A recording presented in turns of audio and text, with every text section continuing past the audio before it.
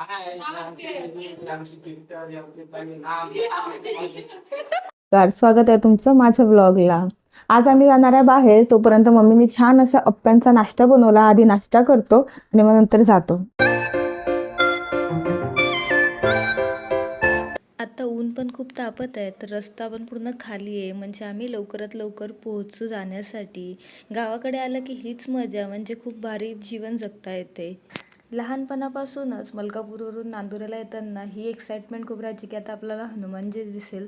ट्रेनमधून असो किंवा बसमधून किंवा बाईकने जरी आलं तरी हनुमानजीचं दर्शन व्हायचंच. म्हणजे आत्ता त्या गोष्टीसाठी खूप वेळ लागतो, कारण लवकरात लवकर इकडे गावी यायला पण जात नाही आणि नांदुऱ्याला पण येता येत नाही.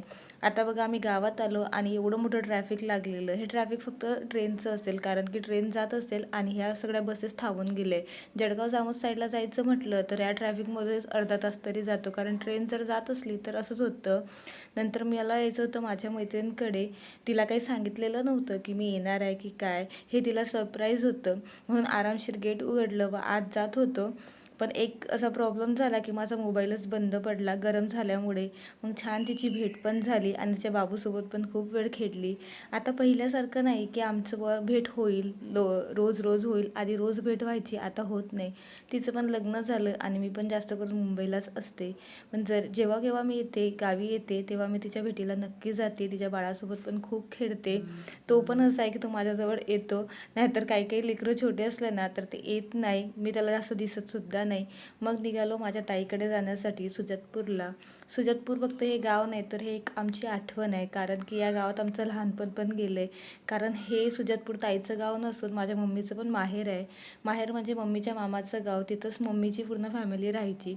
आजी आजोबा मम्मी मावशी हे राहायचे. आणि आता त्या गावात आमचं जास्त येणं होत नाही, कारण की आजी तर आधीच वारलेली आणि आता आजोबा पण वारले. आणि मम्मीला भाऊ नसल्यामुळे आम्ही यायचं नाही जास्त. आणि ताईकडे तर येतोच, तसा काही विषय नाही.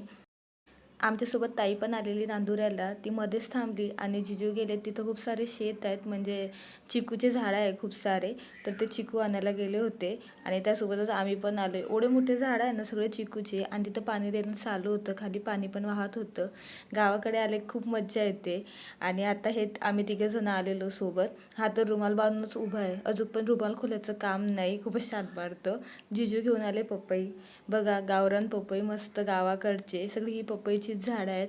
नंतर निघालो ताईकडे जाण्यासाठी. ताई आमच्या पुढेच गेली. रस्ता बघा, रस्ता कधी होईल या गावाचा काय माहिती. या गावात आम्ही एवढं खेळलेलं ना, बापरे खूप भारी.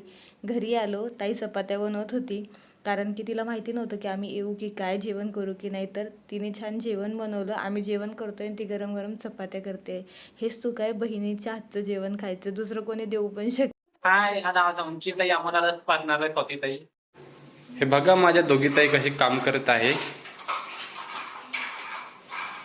आणि माझी ज्ञानेश्वरी परी बघा कशी झाडून करत आहे. काय आमची पिक्चर आमची ताई नाम